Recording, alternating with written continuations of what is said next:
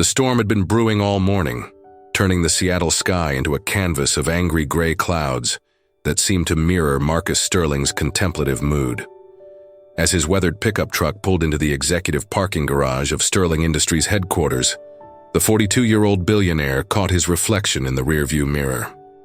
The man staring back wore a faded gray hoodie that had seen countless weekend projects, jeans with honest wear marks from years of use, and scuffed leather boots that told stories of hard work and determination.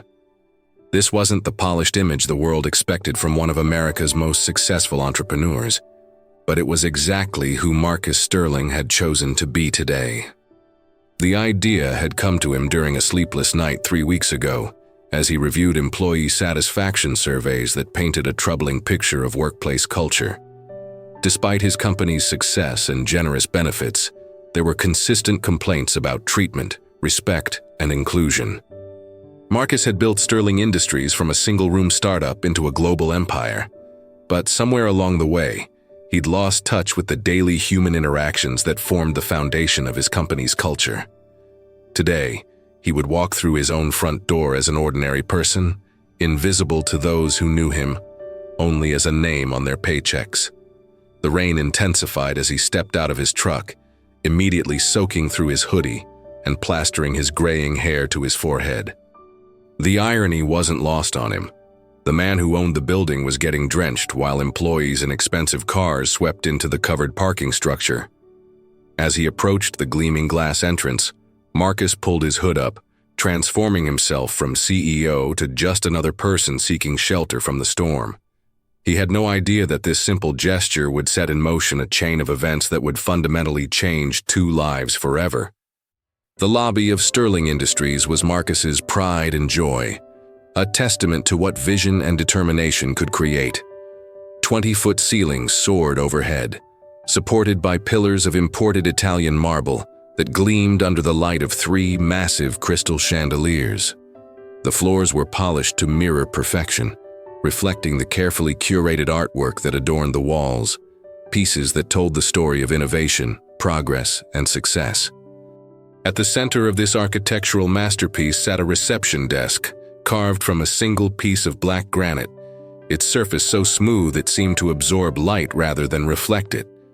Behind that imposing desk sat Rebecca Martinez, and today was shaping up to be one of the worst in her young career. At 24, she had been working at Sterling Industries for 8 months, taking the job with hopes of climbing the corporate ladder, but the reality was far harsher than her ambitions. Her receptionist salary barely covered her studio apartment rent, and with her mother's recent cancer diagnosis, Rebecca had been working double shifts at a coffee shop every weekend just to help with medical bills. The stress was taking its toll. Her usually bright demeanor had dimmed. Her patience had worn thin and her perspective had narrowed to survival mode. When the automatic glass doors whispered open and Marcus entered, shaking rain from his hoodie, Rebecca's first reaction was pure annoyance. Water droplets scattered across her pristine marble floor, and the figure before her looked entirely out of place among the corporate elegance. His clothes were the kind worn by delivery drivers, maintenance workers, or worse, people who had no business in a building like this. Rebecca had learned to make quick judgments about people. It was a survival skill in her world.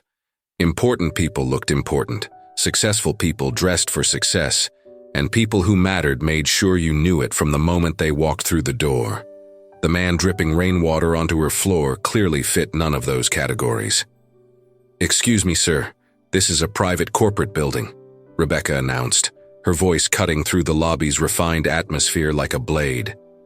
She didn't bother looking up from her computer screen, where she was reviewing the day's visitor appointments, a list that certainly didn't include anyone who looked like the man standing before her.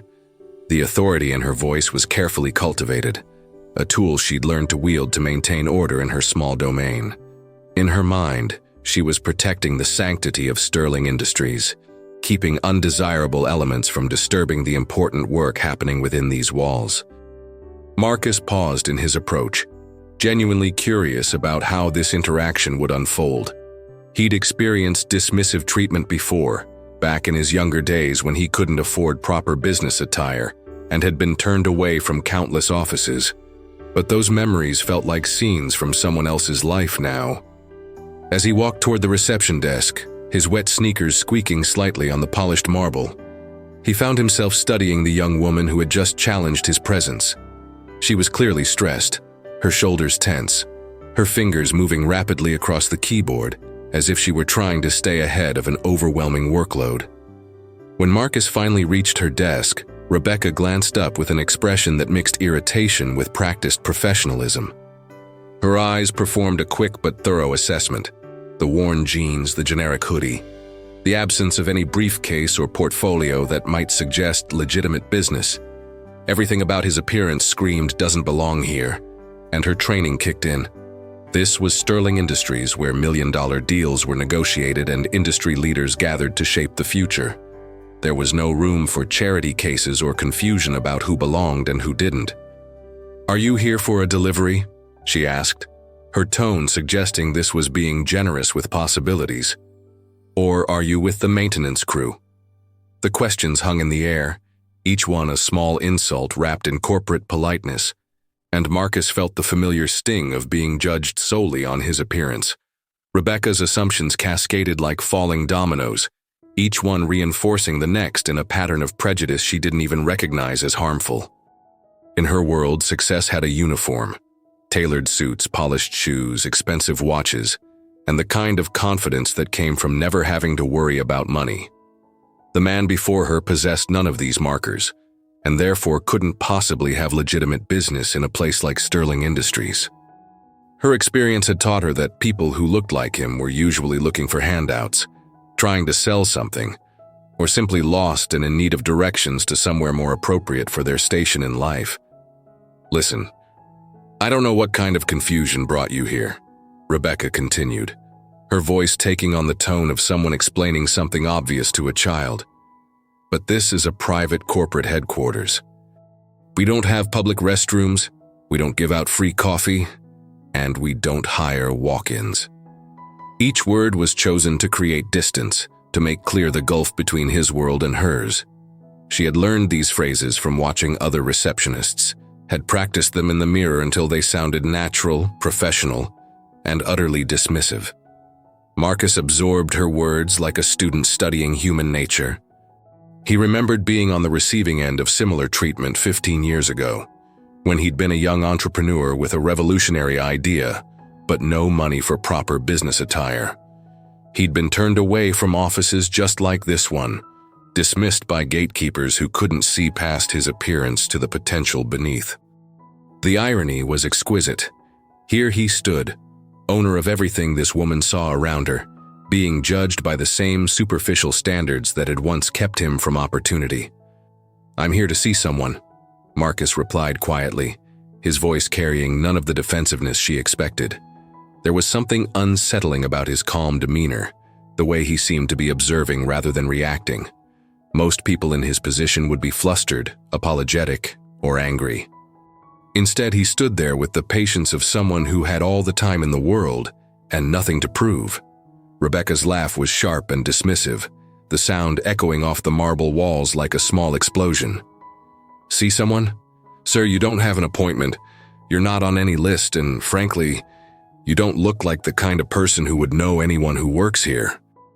The words tumbled out with practiced efficiency, each one designed to end this interaction and send him back to whatever world he'd wandered in from. The conversation was attracting attention now, and Rebecca felt the familiar pressure of being watched. Several employees had paused their morning routines to observe the interaction, and she knew her handling of the situation was being evaluated. In her mind, she was demonstrating competence, showing that she could protect the company from unwanted intrusions.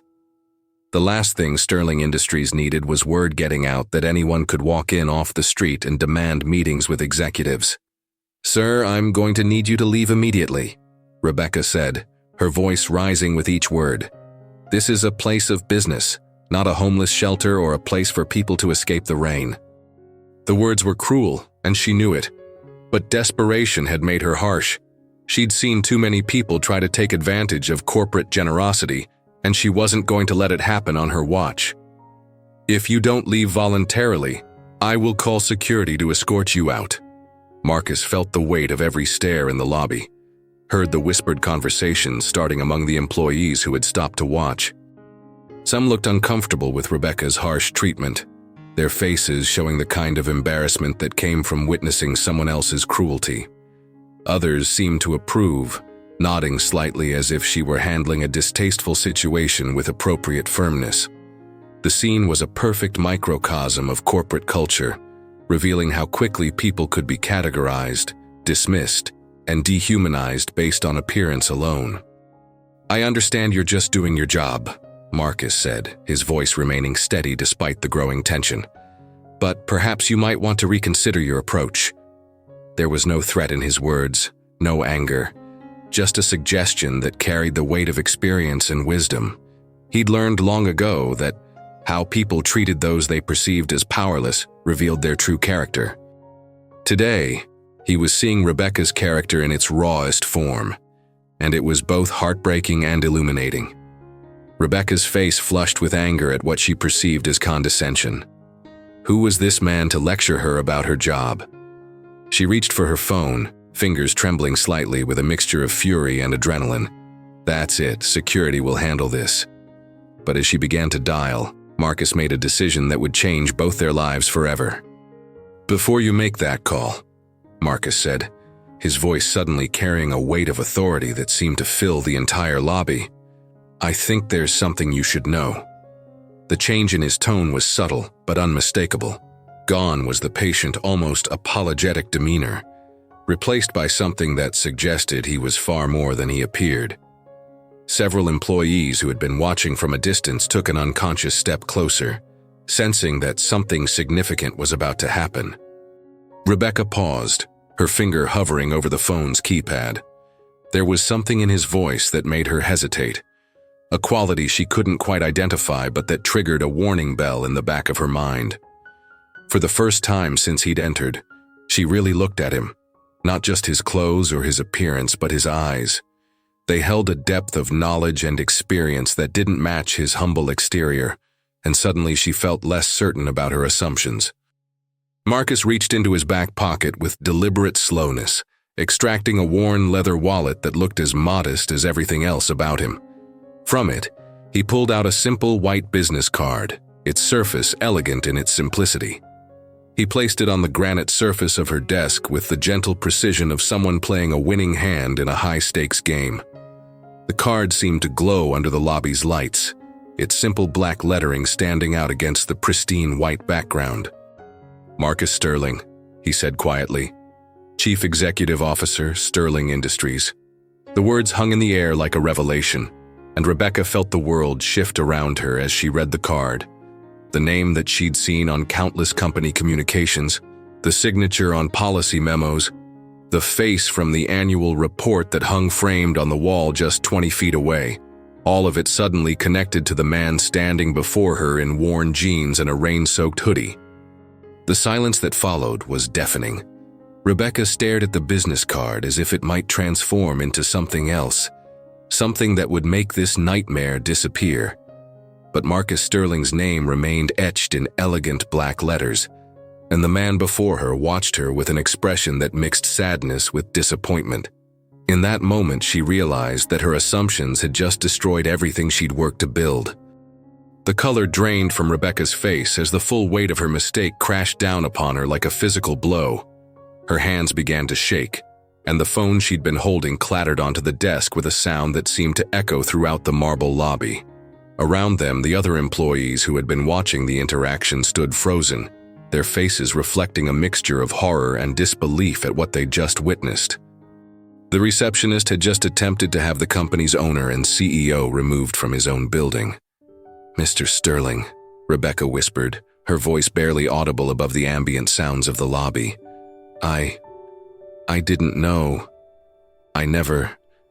But there were no words in any language that could undo what had just happened, no explanation that could justify her treatment of him.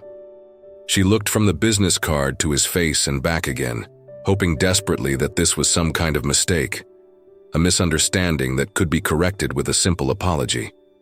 Marcus studied her face with the patience of someone who had seen human nature in all its forms.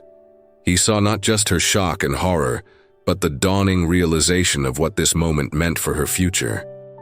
There was genuine remorse in her eyes, a crushing awareness that she had failed, not just professionally, but morally. He thought about all the times he'd been in similar situations, making judgments based on incomplete information, and wondered what lessons could be learned from this encounter. "Do you understand what just happened here?" Marcus asked, his voice gentle but firm. "You looked at me and saw someone who didn't belong, someone beneath your notice, someone who could be dismissed without consideration. You didn't see a human being who might have legitimate business here. You saw a category, a type, a problem to be solved." His words weren't accusatory, but they carried the weight of truth that cut deeper than any anger could have. Rebecca's tears began to fall, each drop a small acknowledgement of her failure. She had prided herself on being professional, competent, and protective of her company's interests. Instead, she had revealed herself to be prejudiced, cruel, and utterly lacking in the basic human decency that should define how people treat one another. The worst part was that she couldn't even claim ignorance. She had known her words were harsh, had chosen cruelty over kindness, and had felt justified in her treatment of someone she perceived as lesser. Word of the incident spread through Sterling Industries with the speed of wildfire, carried by text messages, instant messages, and whispered conversations in hallways and break rooms. Within minutes, executives were rushing to the lobby, their faces pale with mortification at how their CEO had been treated in his own building. Vice presidents who had been in morning meetings abandoned their conference rooms, directors canceled their appointments, and department heads appeared from every floor, all desperate to witness the aftermath of what would undoubtedly become legendary within the company's history. Rebecca sat frozen at her desk, watching as the man she had dismissed and humiliated proved his identity to a growing crowd of apologetic employees. Each new arrival brought fresh waves of embarrassment and horror as they realized what had transpired. She could see the disappointment in their faces, the way they looked at her with a mixture of pity and disgust. Some were already calculating how this would affect their own careers, wondering if they would be tarred by association with the receptionist who had insulted their CEO. Marcus raised his hand, and the crowd fell silent with the kind of immediate obedience that spoke to his natural authority. "Everyone, please return to your work," he said, his voice carrying easily across the marble expanse. "This is not a spectacle, and Rebecca and I have matters to discuss privately." The dismissal was gentle but firm, and the assembled employees began to disperse reluctantly, many casting backward glances as they returned to their duties. The lobby slowly emptied until only Marcus and Rebecca remained, facing each other across the granite desk that had become the stage for this life-changing encounter. "Mr. Sterling," Rebecca began, her voice cracking with emotion, "I know there's nothing I can say that will make this right. I know I've destroyed any chance I had with this company, and I deserve whatever consequences come from this. But please know that I never meant to." Her words trailed off as she realized how hollow they sounded. Intent mattered less than impact, and the impact of her actions was devastating. Marcus settled into the chair across from her desk, his presence somehow both commanding and comforting. "Tell me, Rebecca," he said quietly, "what did you see when you looked at me today?" The question was asked without malice, but it carried the weight of a lesson that would reshape how she viewed the world forever. "I saw someone who didn't belong here," Rebecca admitted, her voice barely above a whisper. The words felt like confessing to a crime, each one an acknowledgement of her failure as a human being. "I saw someone I thought was beneath this place, beneath me, beneath everyone who works here. I saw a problem to be solved, not a person to be helped." The tears flowed freely now, carrying with them years of buried prejudices and assumptions she had never bothered to examine. "I was wrong about everything," she continued, her voice growing stronger with each word. "I was wrong about you, wrong about what matters, wrong about my role here. I thought I was protecting the company, but I was really just protecting my own narrow view of the world. I thought I was being professional, but I was being cruel. I thought I was doing my job, but I was failing at the most basic requirement of any job, treating people with dignity and respect. Marcus nodded slowly, seeing in her genuine remorse the possibility of redemption. Her confession was raw and honest, stripped of the defensive excuses he might have expected. She wasn't trying to minimize her actions or shift blame. She was owning her mistakes completely. "You're right," he said quietly. "You were wrong about all of those things. But do you understand why that matters? Do you understand what this moment represents?" He gestured around the opulent lobby, his hand encompassing not just the physical space, but everything it represented. Every person who walks through that door is someone's child, someone's hope, someone's story. They might be struggling, they might be lost, they might not look like what you expect success to look like, but they're human beings deserving of basic courtesy and respect. You had the power to make their day better or worse, and you chose worse based on assumptions that had nothing to do with who they really were. Rebecca's sobs echoed in the marble space as the full weight of her actions settled upon her. She had expected to be fired immediately, escorted out by security in the same manner she had threatened him with. The irony would have been perfect. The prejudiced receptionist removed from the building by the very forces she had tried to summon against an innocent person. Instead, Marcus Sterling sat across from her with an expression that combined disappointment with something she couldn't quite identify. Was it compassion? Forgiveness? Or was he simply deciding which form of punishment would be most appropriate? "I'm not going to fire you today, Rebecca," Marcus said, his words hitting her like a physical blow. "But I am going to give you a choice that will determine the rest of your career, and more importantly, the kind of person you become." Rebecca looked up through her tears, hardly daring to believe what she was hearing. In a world where mistakes like hers typically led to immediate termination and professional exile, Marcus Sterling was offering her something she had never expected: a choice. The lobby around them seemed to hold its breath, as if the very building was waiting to see how this moment would unfold. "You have two options," Marcus continued, his voice steady and thoughtful. "First, you can resign right now. I'll provide you with a generous severance package, a neutral letter of recommendation, and enough time to find another position somewhere else. You can leave here today, put this behind you, and continue your life as if this conversation never happened." Many people would consider that a more than fair outcome given what just occurred. Rebecca felt a spark of hope at the unexpected generosity, but Marcus wasn't finished. "Your second option is much more difficult, but infinitely more valuable.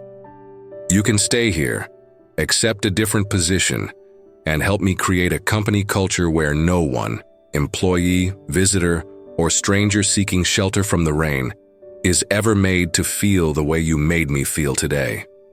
The choice hung between them like a bridge across an impossible chasm. Rebecca struggled to process what she was hearing. "I don't understand," she managed to say. "Why would you give me another chance after what I did? Why would you trust me with something so important when I've proven I can't even handle basic human decency?" Marcus leaned forward, his expression earnest and intense. "Because 15 years ago, I was the man in worn clothes being judged by someone exactly like you. I remember walking into offices in my only suit, a cheap one that didn't fit properly, and being dismissed before I even had a chance to speak. I remember the shame, the anger, the feeling that the world was designed to keep people like me on the outside looking in." He paused, his eyes distant as he recalled those difficult early days. "If I fire you now, you might learn to hide your prejudices better in future jobs, but you won't learn to overcome them. You'll become more careful about who you insult, but you won't become more accepting of who deserves respect. I'm offering you the chance to become someone who lifts others up instead of tearing them down, someone who sees potential instead of problems, someone who makes the world a little bit better for everyone who encounters them." 6 months later, Rebecca Martinez stood in that same lobby. But everything had changed. The marble floors still gleamed, the crystal chandeliers still cast their elegant light, and the granite reception desk still commanded attention at the center of the space. But now the lobby also featured comfortable seating areas where visitors could wait without feeling judged, welcome stations with complimentary coffee and refreshments, and staff members trained to see the humanity in every face that walked through those doors. Rebecca's new title was Director of Inclusion and Employee Experience, a position Marcus had created specifically for her after she'd chosen the harder path. Her job was to ensure that every person who entered Sterling Industries, whether as an employee, visitor, delivery person, or someone simply seeking shelter from the rain, was treated with dignity, respect, and genuine care. She had developed training programs that helped employees recognize and overcome their own unconscious biases, created policies that made the workplace more welcoming for people from all backgrounds, and established a culture where kindness was valued as much as competence. The transformation hadn't been easy. Rebecca had to confront years of ingrained prejudices, examine her own assumptions about success and worth, and learn to see past surface appearances to the human beings beneath. She had studied psychology, attended workshops on unconscious bias, and spent countless hours in conversations with people whose experiences were vastly different from her own. Most importantly, she had learned to listen, really listen to stories that challenged her worldview and expanded her understanding of what it meant to be human. On quiet mornings, Rebecca often thought about that rainy day when her prejudices had collided with reality. She remembered the shame and horror of realizing she had insulted the very person she had sworn to serve, and the incredible grace Marcus Sterling had shown in offering her redemption instead of punishment. She had learned that true success wasn't measured by the grandeur of the buildings we work in or the titles we hold, but by how we treat the people we encounter along the way, especially those who seem different from us or appear to have less power.